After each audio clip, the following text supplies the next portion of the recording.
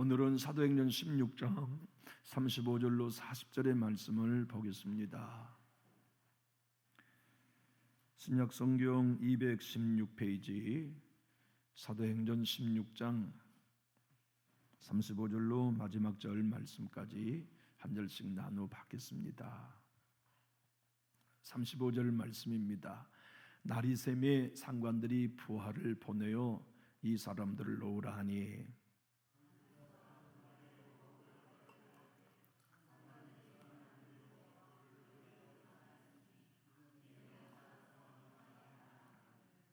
바울이 이르되 로마 사람인 우리를 죄도 정하지 아니하고 공중 앞에서 때리고 옥에 가두었다가 이제는 가만히 내 보내고자 하느냐? 아니라 그들이 친히 와서 우리를 데리고 나가야 하리라 한데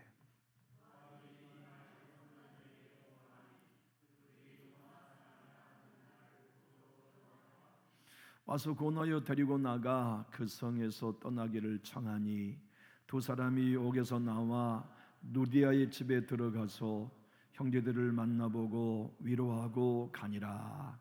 아멘. 사도행전 전체가 그렇지만 이게 빌립보서의 전도의 내용만 봐도 참 드라마틱하죠. 하나님, 기도할 처소가 필요한데 어디로 가야 할까요? 숙소에서 나왔던 바울의 일행을 강가에 있는 누디아의 마음을 감동시키셔서 그의 가정을 기도처로 삼고 교회를 시작하신 하나님의 세밀한 역사도 놀랍고 그의 가정 전체가 예수를 믿고 세례받아 하나님의 백성이 되는 것도 참 놀라운 일이죠. 아마 유럽에서 최초로 구원받은 가정이 루디아의 가정이 된 거죠. 이방인 가운데 최초로 구원받은 사람이 고넬료였다면 유럽에서 최초로 구원받은 가정이 루디아의 가정이었고 그 집이 빌립보 교회가 된 거예요. 그러니까 빌립보서의 배경이 오늘 본문 이 루디아의 집에 있는 빌립보 교회의 탄생입니다. 그의 가족 전체가 예수 믿고 구원받은 것도 드라마틱한데 귀신 들린 계집 아이 있었잖아요. 점치는 귀신이 들려서 그것도 두 사람 이상의 주인의 노예가 되어가지고 점쳐주면 그 복채 자기가 갖는 게 아니라 주인이 다 뺏어가는 불쌍한 여인. 그 여인을 성령의 능력으로 그 안에 들어있는 귀신을 내쫓아 주어요. 그 여인은 진정 영적인 자유를 경험하는데 문제는 주인들이 이제 손해볼 것을 알았기에 바울과 실라를 고발하여 관리들은 절차를 따르지도 아니하고 재판도 하지 아니하고 바울과 실라를 때렸어요. 몽둥이인 태장으로 때렸어요. 옷을 벗기며 때리면서 그것으로 끝나는 게 아니라 손과 발을 쇠고랑으로 채우고 감옥도 깊은 감옥에 수감시킨 내용이 바울이 경험한 빌립보서의 이야기였죠. 그런데 웬일인지 사람들의 생각과 달리 바울과 실라는 감옥에서 절망하지 않았어요. 낙심하기는커녕 기도하며 찬양했어요. 성경이 사도행전 16장 25절에서 그 사실을 이렇게 증언합니다. 한밤중에 바울과 실라가 기도하고 하나님을 찬송하며 제수들이 듣더라. 아니 온몸이 피투성이가 되어가지고 손발은 착고에 채워 있는 상태에서 죄도 짓지 않은 바울과 실라가 죄수가 되어 감옥에 수감되어 있어요. 거기서 기도하고 밤새도록 찬양했다는 건 놀라운 믿음 아닙니까? 하나님, 내가 비록 우리가 감옥에 있어도 하나님의 주권 속에 이 일이 이루어지고 있음을 믿습니다가 찬양하는 이유요, 기도하는 근거였겠죠. 그렇게 그들이 노래하고 찬양할 때 하나님은 놀라운 일을 이루기 시작합니다. 지진을 일으키세요. 옥토를 흔드세요. 그리고 죄수들의 손발을 묶고 있는 모든 착고가 스르르 풀리도록 역사하세요. 얼마나 놀라운 일입니까? 간수는 그것을 보고 깜짝 놀랍니다. 캄캄한 밤에 옥문이 다 열리고 착고는 다 풀려 있는 것을 볼 때, 이야, 죄수들이 다 도망갔구나. 여러분, 그 당시 로마의 법은 죄수 하나가 도망가면 그것을 지키고 있던 간수가 대신하여 자결해야 돼요. 생명을 내놓아야 하거든요. 그러니까 간수는 자기가 죽게 된 것을 알고 자결하러 갈 때 바울이 잠깐 멈추시오.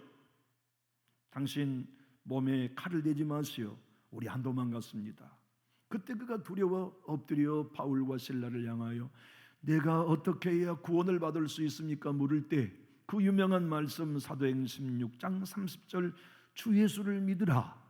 그러면 내와 내 집이 구원을 얻으리라. 그는 그 순간 예수님을 영접했고 자기 집으로 바울과 시라를 초대하여 상처받은 곳을 씻어주고 새 옷을 입혀주며 음식을 대접했단 말이죠. 그리고 그 집에 있었던 모든 식구가 다 예수 믿고 침례, 세례받은 놀라운 역사예요. 그런데 여러분, 오늘 성경에는 그런 내용이 안 나와 있지만 배경을 통해 알 수 있는 건 그렇게 간수의 집에 갔던 바울과 실라가 그 집의 구원을 다 이루고 놓고 세리를 행하고 난 다음 스스로 감옥으로 다시 갔어요. 참 놀라운 일 아닙니까? 그냥 그 길로 도망가면 되죠. 그 길로 어디로 가든지 하나님의 인도하심을 따라 주님이 자유케 하셨으니 떠나자 해도 될 터인데 다시 감옥으로 들어가요. 자기 발로. 이유는 안 합니다. 우리가 지금 자유의 몸이 되었다고 떠나버리면 내일 이 간수는 죽어. 그러니 우리가 다시 감옥에 들어가자. 그래서 감옥에 그날 밤 새벽에 아마 들어왔겠죠. 새벽에 들어와 다시 감옥에 있는데 날이 밝았어요. 그런데 이 죄인이라고 하여서 감옥에 수감한 바울과 실라를 관리들이 볼 때 죄가 하나도 없어요. 그래서 야, 풀어줘라. 그 사람들에게는 어떤 죄목도 없다 하고 간수들을 보내서 바울과 실라를 풀으려고 하니까 바울이 놀라운 이야기를 한 겁니다. 여보시오, 당신들은 정식적인 재판도 없이 로마 시민을 때리고 감옥에 가두고 지금 왜 비밀리 몰래 가라고? 안 돼요. 그들로 하여금 직접 와서 우리에게 사과하게 하시오. 그러지 않고서는 우리가 이 일을 문제 삼겠소 하니까 간수들이 관리들에게 찾아가 그 사실을 보고하니까 이 관리들이 깜짝 놀라며 두려워해요.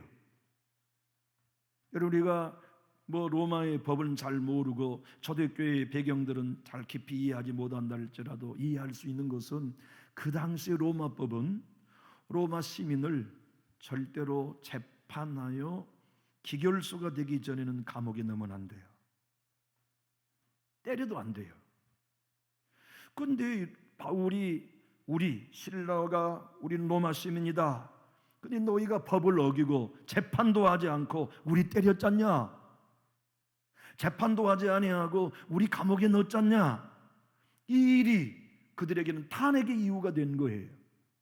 만약 이 일을 바울과 실라가 문제를 삼아 정식적으로 이것을 법적 절차를 밟으면 거기에 있는 모든 관리들은 다 탄핵되고 간수들도 탄핵되는 위기에 빠는 거지요. 그러니까 그들은 지금 완전히 역전된 상황이에요.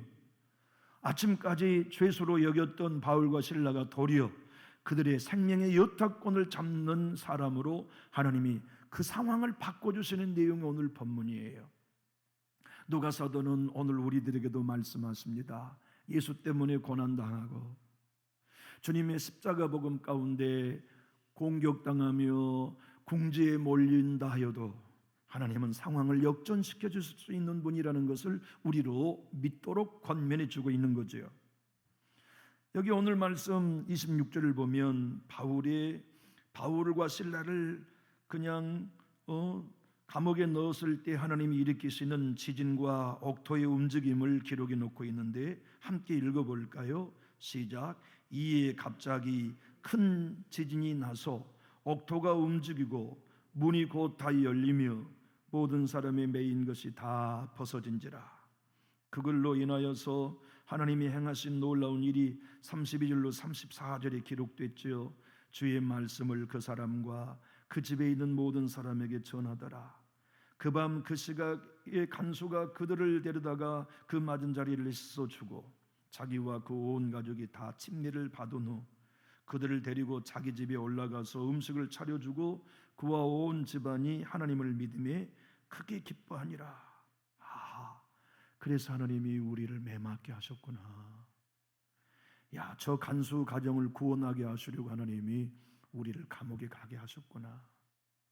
참 하나님은 놀라우신 분이다. 어떻게 톱니바퀴가 아기가 딱 맞듯이 우리의 고난마저도, 감옥에 갇히는 것마저도 하나님은 이렇게 선하게 사용하시는가? 그 하나님의 섭리, 그 하나님의 능력을 깜짝 놀라며 감격한 내용이 바울과 실라의 고백이었죠. 그런데 여러분 가만히 생각해 보세요. 그렇게 감옥에서 자유의 몸이 되기까지 관리들이 와가지고 잘못했습니다, 문제 삼지 말아 주십시오 하고 읍소해요. 문제 삼으면 그들의 운명은 끝납니다. 그러니까 제발 부탁합니다. 우리가 몰라서 그랬습니다. 그러니 조용히 떠나주십시오 하고 바울과 실라를 향하여 부탁한 내용이 오늘 본문이에요.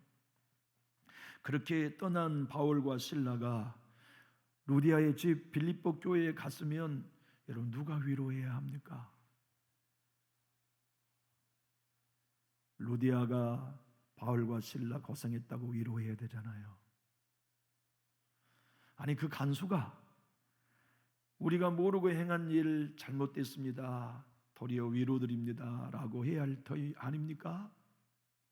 점치는 귀신 들렸던 여종이 바울과 실라를 통하여 자유케 되었는데 자기 때문에 매맞고 자기 때문에 감옥 갔으니 얼마나 미안했겠어요. 그렇게 자유의 몸이 되어 자기들의 교회에 온 바울과 실라를 그들이 위로해야 되는데 놀랍게도 바울이 그들을 위로했단 말이에요. 우리는 신앙생활을 해가면서 생각할 때가 많아요. 나는 위로받아야 할 사람이야. 나는 가장 큰 아픔 가운데 있어. 나는 가장 큰 어려움 가운데 있어라고 생각되는데 하나님은 도리어 그런 우리를 통해 다른 사람을 위로하게 하시는 것이 놀라워요. 주님이 이 사건을 통하여 저와 여러분이 주신 메시지가 있어요. 한번 따라해 볼까요? 위로는 은혜 많이 받은 사람이 한다. 여유로운 사람이 위로하는 게 아니에요. 살다 보면 저 집은 참 여유 있어요. 그러니까 어렵게 사는 동생의 가정을 형이 위로해야 할 것 같은데 도리어 가난하게 사는 동생이 형을 위로하는 경우가 많아요. 위로는 많이 가진 사람이 하는 거 아닙니다. 오늘 하나님의 말씀을 통해 위로는 은혜 많이 받은 사람이 한다. 성령 안에 있는 사람이 위로한다. 주님과 동행하는 사람들이 위로의 삶을 산다는 것을 오늘 우리에게 보여주어요. 아마 바울과 실라의 얼굴은 찢어져 가지고 꼬매지도 못한 채 여전히 핏자국이 많이 묻어 있었을 거예요. 여러분 태장이라는 것은 작은 나무 막대기가 아니에요. 작대기처럼 굵고 기다란 몽둥이로 맞았으니까 뼈가 부러지기도 했지 않았겠어요? 걷는 것도 불편하고 절뚝절뚝거리며 나왔을 것인데 도리어 그 바울과 실라가 루디아를 위로해. 점치는 귀신이 떠난 여종을 위로해. 그리고 그 가족들을 서로 위로하면서 자기가 가야 할 길들을 떠나간 내용이 오늘 본문입니다. 35절로 40절을 제가 한번 읽어볼게요.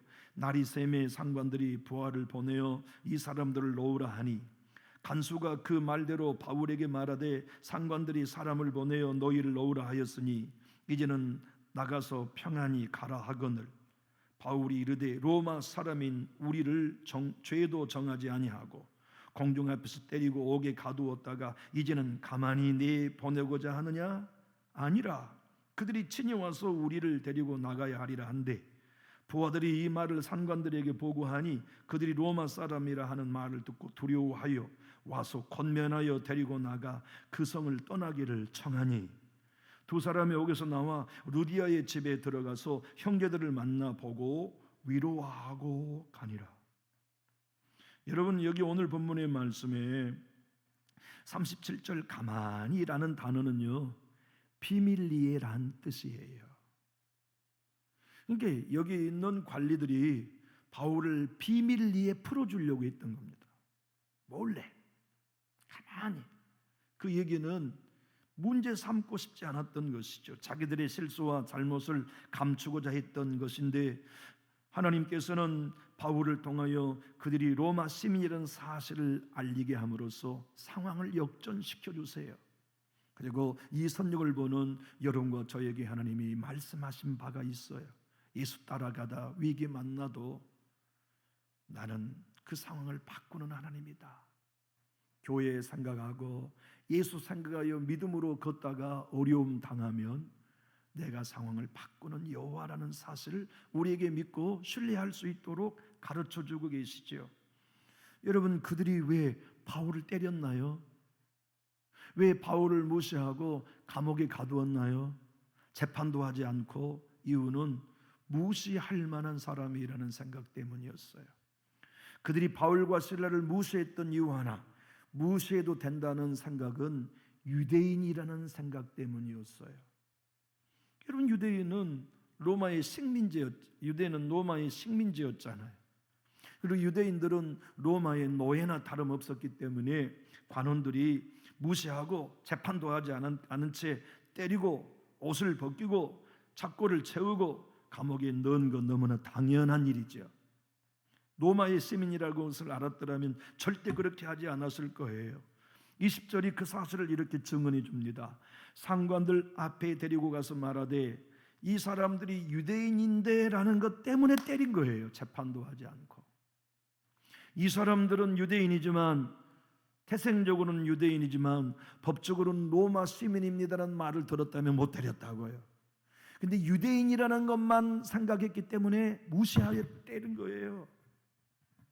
유대인이라는 것만이 그들의 정보였기 때문에 옷을 벗기고 태장 몽둥이로 때리고 손발에 쇠고랑이를 채우고 감옥, 그것도 깊은 곳에 넣어서 바울과 실라를 괴롭혔던 거지요.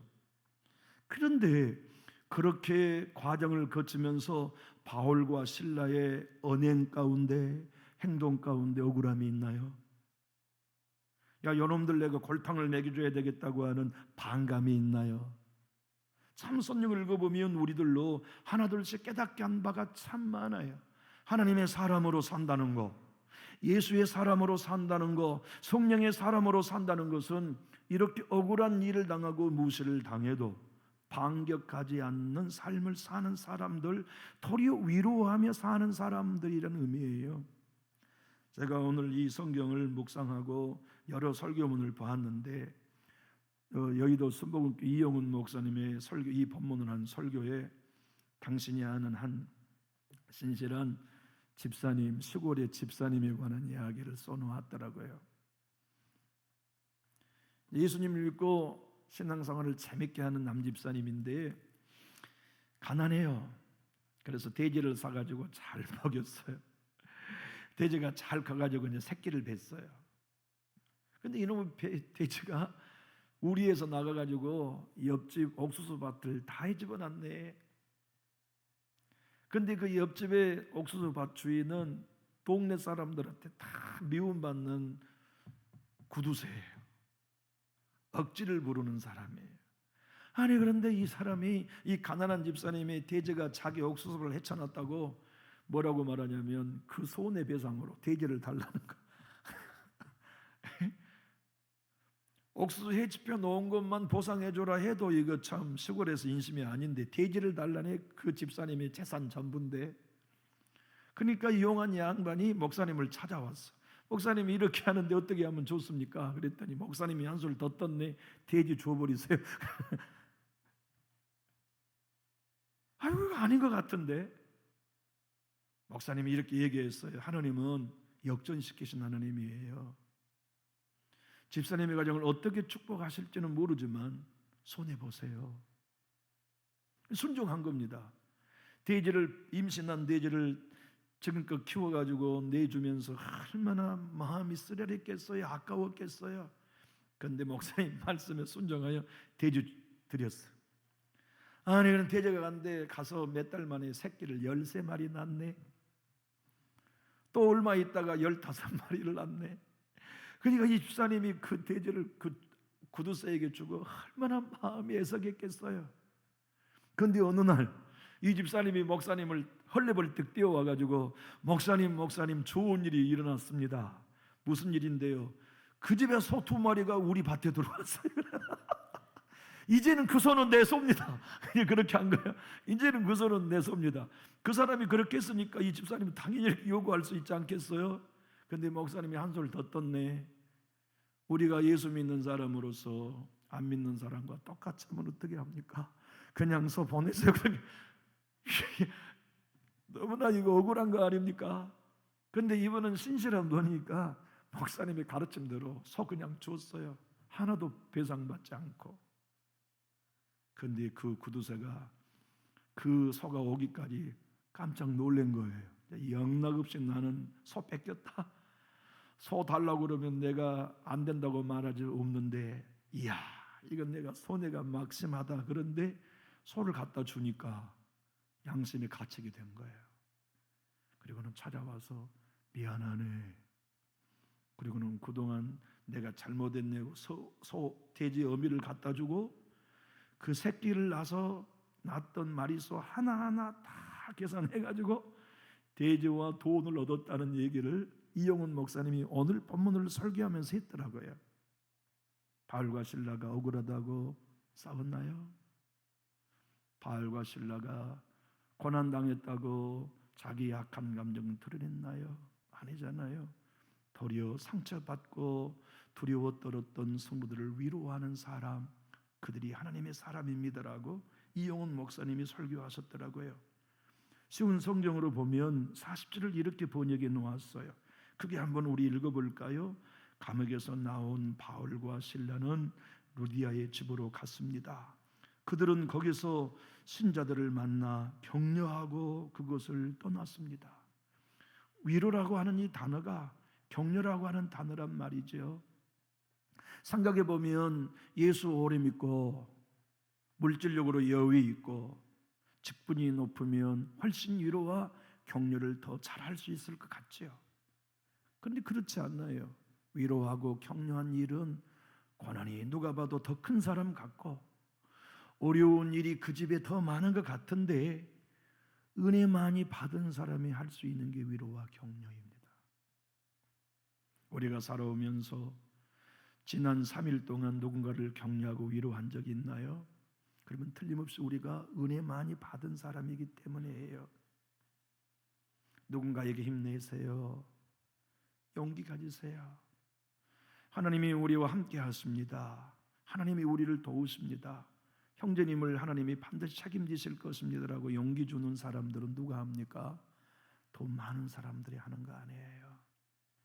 은혜 많이 받은 사람들, 하나님의 사랑 많이 잊고 사는 사람들이 하는 게 위로요, 격려예요. 여러분에게 누군가가 요사이 격려하던가요?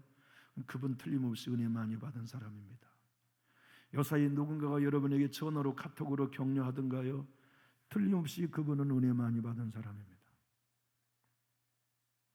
격려와 위로는 은혜 많이 받은 사람이 한다고 하는 것을 오늘 본문을 통해 우리에게 보여주고 있죠. 여러분, 빌립보 교회는 영적 유아의 교회였어요. 이제 태동한 최초의 교회 아닙니까? 그들은 교회를 본 적이 없었어요. 그 교회가 유럽의 최초의 교회였고 이제 예수 믿은 지 며칠밖에 되지 않았어요. 간수의 가족은 예수 믿은 지 하루도 안 됐고 24시간도 안 지났고 점치는 여종이 구원받은 것은 이틀도 지나지 않았고 루디아의 가족이 구원받은 것은 일주일 되지 않는 초신자들이 모인 교회가 빌립보 교회의 상황이었다고요. 그들은 바울과 실라가 매맞는 걸 보았어요. 바울과 실라가 몽둥이로 맞고 피를 흘리며 옷이 벗겨진 채로 끌려가는 걸 보았어요. 두렵지 않았겠어요? 예수 믿는다는 것에 대하여 이거 잘못된 결정 아닌가라고 후회하지 않았겠어요? 초신자인데 아직 복음에 대하여 훈련받은 게 전혀 없는데 예수 믿고 따라가는 길은 고난을 감내하는 길이라는 것을 훈련받은 적이 없는데 예수 믿은 지 하루 만에, 예수 믿은 지 이틀 만에, 예수 믿은 지 일주일 만에 자기들에게 복음을 증거하고 세례를 베푼 사람들이 저토록 처참하고 부끄럽게 두들겨 맞고 감옥에 갇히는 걸 볼 때 예수 잘못 믿었다는 생각하지 않았겠어요? 갓난 어린아이가 핏덩이로 태어나면 모든 것의 면역 체계가 아직 잡히지 않았던 것처럼 빌립보 교회의 성도들은 아직 구원받았지만 영적 아이로 영적 면역 체계가 없었어요. 바울은 알았어요. 우리가 예수 때문에 고난당한 것으로 절망하지 마시오. 예수 그리스도의 복음을 증거하며 당신들에게 구원의 소식을 전했지만 우리가 힘없이 옥에 갇혔던 것에 대하여 두려워하지 마시오. 예수를 믿고 따르는 건 고난의 길입니다. 앞으로 여러분이 예수님을 섬기면서 애비제로 살아가는 동안 어려움 많이 만날 겁니다. 그때 주저앉지 마세요. 그때 포기하지 마세요.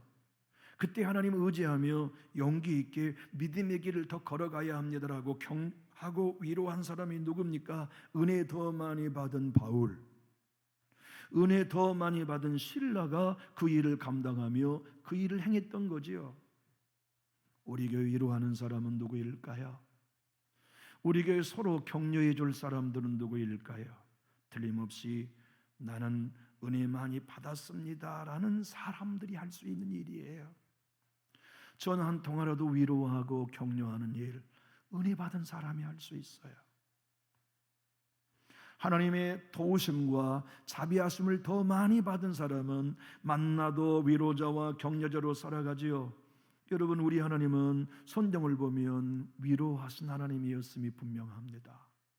아벨도 위로하시고 300년 동안 에녹과 동행하며 위로하시고 120년 동안 산 꼭대기에 배를 만들며 욕먹는 노아를 끊임없이 위로하시고 아내를 뺏기는 아브라함을 위로하시고 우물을 블레 사람들이 메워버리고 위기를 만난 이삭을 위로하시고 삶의 위기를 만난 야곱을 위로하시고 모세를 위로하시고 여호수아를 위로하시고 사사들을 위로하시고 다윗을 위로하시고 에레미야와 이사야를 위로하시고 느헤미야와 스룹바벨을 위로하시고 어디 우리 예수님은 위로하시는 주님 아니셨나요?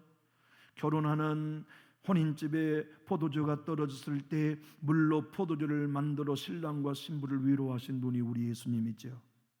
안진병을 일으킴으로 위로하시고 중풍병자를 치료함으로 위로하시고 혈루증 여인을 혈의 군원을 치료해 주심으로 위로하시고 사람들에게 손가락질을 받는 세리장 마태와 삭개오를 구원하여 위로하신 분이 우리 예수님이셨고 오늘 바울을 통하여 빌립보 교회의 연약한 성도를 위로하셨던 것처럼 오늘 우리도 위로하고 계시죠.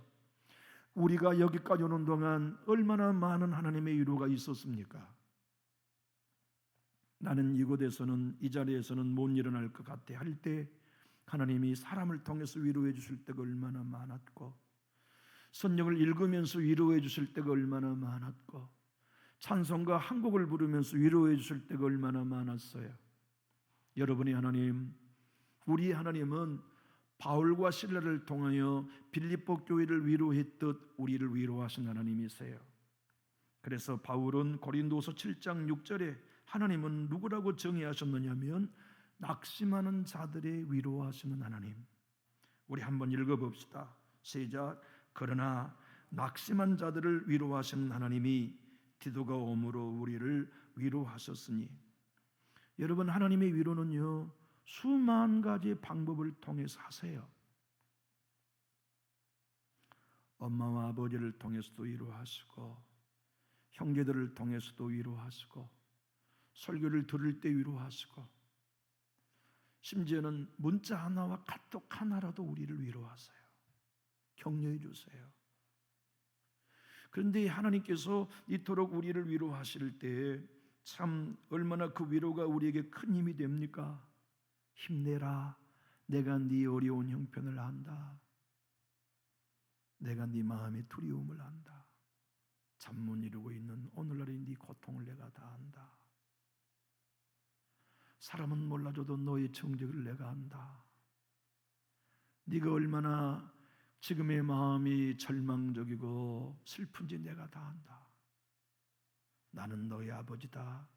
나는 너를 위로하는 아버지라고 주님이 바울을 통해 루디아의 가정을 위로하시고 점치는 계집종을 위로하시고 간수와 그의 가족을 위로하셨듯 수많은 위로를 지금껏 우리에게 오고 계시잖아요.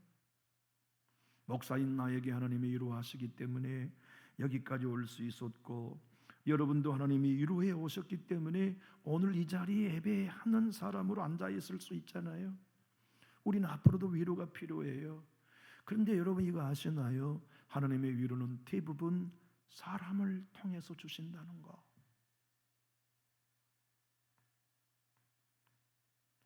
여러분, 여인으로서 인생을 살면서 가장 큰 슬픔은 복중의 귀한 아이가 성장하다가 유산되는 거라자요. 그 상처와 그 아픔 평생 간다지 않습니까? 왜 안 그렇겠어요? 근데 영국에 빅토리 여왕이 있었죠. 빅토리 여왕이 임신해서 뱃속의 아이가 이제 태동도 하고 그러는데 이 유산하고 말았어요. 그래서 영국의 모든 국민들이 슬퍼했어요. 왜냐하면 다음에 여왕이 복중에서 출산하여 태어날 터인데 그 아이가 유산했으니까. 그러니까 뭐 없이 슬퍼했는데 빅토르 여왕 역시 슬프지 않았겠어요? 그래서 전 모든 영국 국민들이 다 함께 슬퍼한 세월이 조금 지났을 때 여왕의 귓가에 신하의 가정의 슬픈 얘기가 들렸어요. 그 얘기는 이런 거였습니다. 충성스러운 신하의 아내가 결혼하여 오랜 시간이 지났는데 아이가 안 생긴 거예요. 그런데 감사하게도 그 신하의 부인에게 잉태가 되었고 아이가 성장하다가 그만 자기와 똑같이 출산하지 못하고 유산됐다는 얘기를 들었어요. 동병상련이죠. 그런데 더 큰 슬픔은 여왕이 듣기에 그 신하의 아내가 계속 극단적 선택을 하려고 한다는 거예요. 그 얘기를 들은 빅토리아 여왕이 신하에게 마차를 준비하라. 그리고는 어디론가를 떠났는데 어디로 가냐면 그 신하의 집으로 간 거예요. 여왕이 그 집에 들어갔어요. 그리고 신하의 아내를 만난 지 많은 시간도 걸리지 않고 나왔는데 아니 그날로부터 그 신하의 아내가 회복이 되는 거예요. 며칠이 지났어요. 전혀 슬픈 기색이 없고 이 신하의 아내가 모든 슬픔을 털어내고 정상적인 삶을 사니까 주변에 있는 사람들이 궁금했어요. 아, 여왕이 무슨 선물을 주었길래 저렇게 빨리 회복할 수 있을까? 아니 여왕이 도대체 무슨 말을 했길래 저렇게 빨리 회복할 수 있을까? 다들 궁금해하는 거예요. 그런데 들어보니까 큰 선물을 준 것도 없고 많은 말을 한 것도 아니라 딱 한마디 했다는 거예요. 내가 당신의 아픔을 압니다. 그리고 갔다는 거예요. 그 말 한마디만. 왜냐하면 자기도 유산해 보았으니까 유산한 신하의 아내의 아픔을 알고 있기에 내가 당신의 아픔을 압니다. 여인이 많이 궁금해하는 사람들에게 이렇게 대답했대요. 여왕님은 제 손을 잡고 한마디만 말씀하셨습니다. 내가 당신의 마음의 아픔을 압니다. 그 말 한마디 하고 가셨습니다. 그런데 그 순간 저는 여왕 폐하께서 얼마나 나처럼 슬픔을 당한 별 볼 일 없는 사람을 이해하고 있는지에 깜짝 놀랐습니다. 그리고 그것이 여왕께서 나 같은 여인까지 찾아온 이유임을 깨달았습니다. 제가 그분의 손을 잡고 있는 순간 이 고난이 나 혼자만의 것이 아닌 것을 알게 되었습니다. 그 순간 이상하게 제 가슴을 죄고 있던 모든 고통이 떠나가 버렸습니다. 우리 주님이 오늘 여러분과 저에게도 말씀하십니다. 내가 네 아픔 안다. 내가 네 고난을 안다. 내가 네 눈물을 안다. 그리고 그 권면과 위로와 격려를 누구를 통해 하시느냐? 믿음의 사람을 통해서 하신다는 것을 오늘 우리에게 가르쳐 주고 계세요. 여러분 참 고맙죠?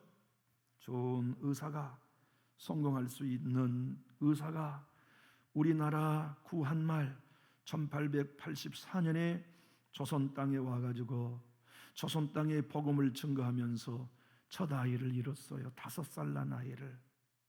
그 아이가 지금 양화진 묘역에 누워 있어요. 두 번째 임신을 했는데 태어난 아들도 풍토병으로 죽었어요.